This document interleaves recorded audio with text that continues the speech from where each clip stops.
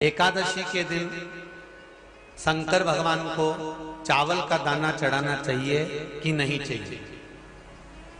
किसी ने पूछा कि चावल का दाना एकादशी पर भगवान शंकर को चढ़ा सकते हैं, चावल का दाना शंकर जी को चढ़ाते क्यों है, पहले तो वो समझ लें। बेलपत्री का तो महत्व आपको बार बार बताया कि बेलपत्री शिव जी को क्यों चढ़ाई जाती है, कहीं रोग के लिए, कहीं बीमारी के लिए, कहीं किस कार्य के लिए, कहीं कोई कार्य के लिए, कहीं कोई कार्य के लिए। चावल का दाना अगर हम शंकर भगवान को चढ़ा रहे हैं तो क्यों चढ़ा रहे हैं, उसका कारण क्या है। चावल का दाना शिव को चढ़ाने का केवल एक कारण रहता है कि चावल को अक्षत कहते हैं। अक्षत का मतलब होता है अक्षय।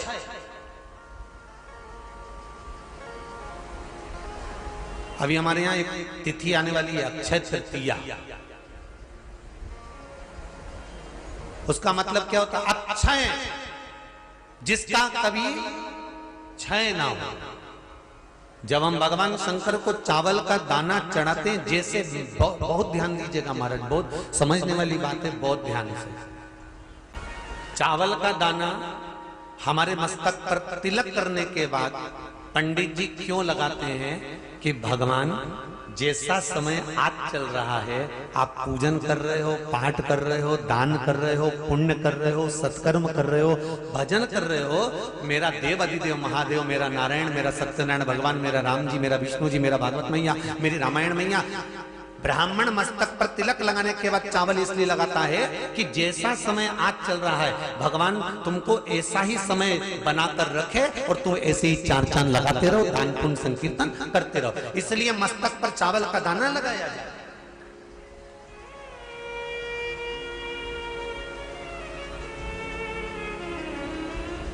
कोई मर जाता है, मरने के बाद जब तक पगड़ी नहीं होती तब तक माथे पर तिलक चावल का दाना लगाया जाता है। जम के बोलो जरा, नहीं लगाते। किसी पंडित जी से पूछो, ब्राह्मण देवता से पूछो, ब्राह्मण देवता ये कोई मर गया, और हमारा तो नियम है कि हम सिर पे तिलक लगाते हैं, चावल लगाते हैं, या पंडित जी से हम तिलक लगवाते हैं, मंदिर जाते हैं तो मंदिर में जाके तिलक लगवा के हम चावल का दाना लगवाते हैं। क्यों नहीं लगाते, उसका कारण क्या है। जब किसी के मरने के बाद 10 दिन तक, 12 दिन तक मस्तक पर तिलक क्यों नहीं लगाया जाता, 10-12 दिन तक माथे पर तिलक या चावल क्यों नहीं लगाया जाता, उसका कारण है कि ये जो समय आया है, तुम्हारे यहाँ जो गमी हुई है, तुम्हारे यहाँ कोई मर गया है, तुम्हारे यहाँ किसी के प्राण छूट गए हैं, तो ब्राह्मण इसलिए तिलक नहीं लगाता आपको, इसलिए चावल का दाना नहीं लगाता कि ऐसा दिन भगवान अब ना लाए, इसको अमर ना करे, इसको अक्षय ना करे, इसको प्रबल ना करे।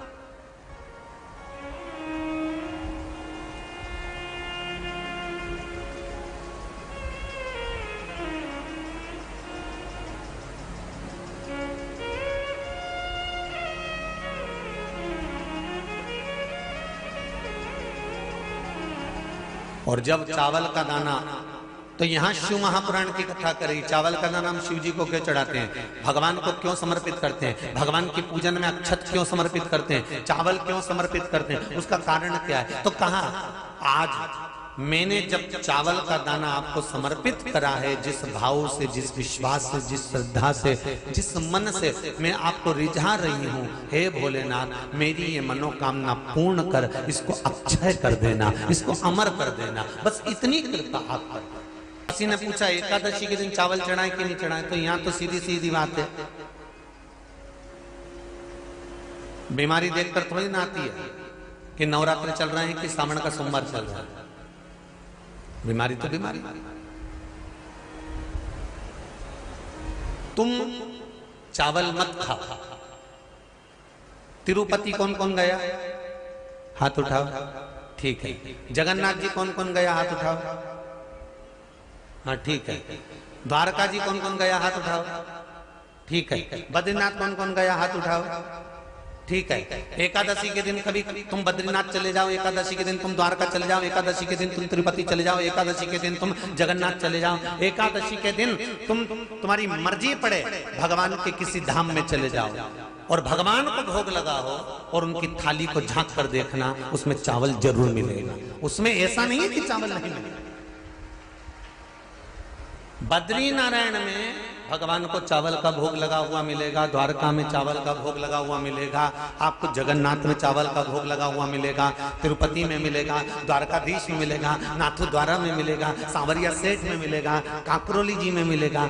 आप जहां जाओगे वहां पर एकादशी के दिन भगवान को चावल आएगा, क्योंकि भगवान के लिए परहेज नहीं है। जो काम में डूबा हुआ है, जो आसक्ति में डूबा हुआ है, जो लोभ में डूबा हुआ है, जो वासनाओं में डूबा हुआ है, जो तृष्णा में डूबा हुआ है, और जो माता के गर्भ से जन्म लिया, एकादशी के दिन चावल उसको नहीं खाना। अब हमारे यहां तो कहावत में कहते हैं, राम जी की जब स्तुति गाते हैं तो कहते हैं भय प्रगट। आती है आप लोगों को? एक लाइन तो आती होगी, गाओ जरा। भय प्रगट दीन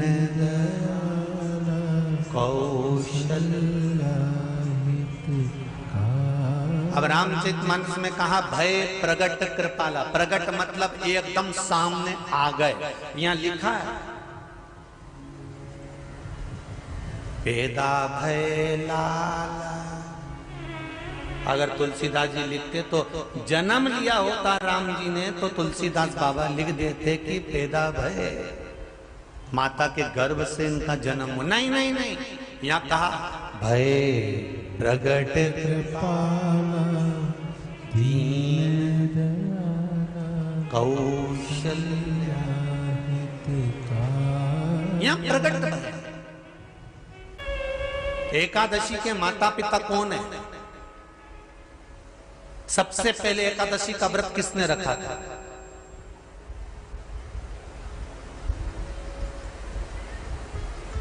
एकादशी का जन्म स्थान कहां है?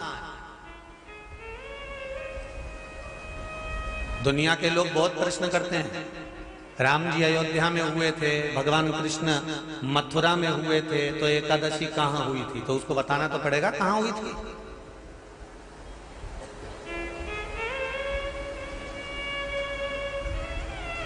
उसमें हमने वर्णन किया कि एकादशी के माता पिता कौन है, एकादशी का व्रत सबसे पहले किसने करा, एकादशी का जन्म कहां हुआ,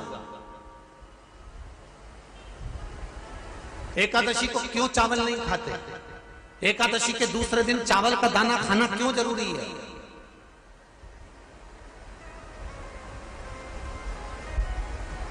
कौन सा तीर्थ है जहां एकादशी को उल्टा लटका दिया। एक एक चीज का वर्णन स्कंद पुराण सब चीजों का वर्णन कर देता है।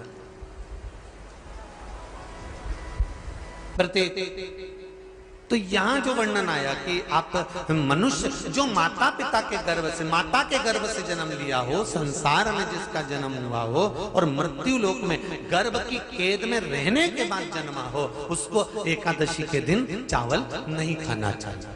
महाराज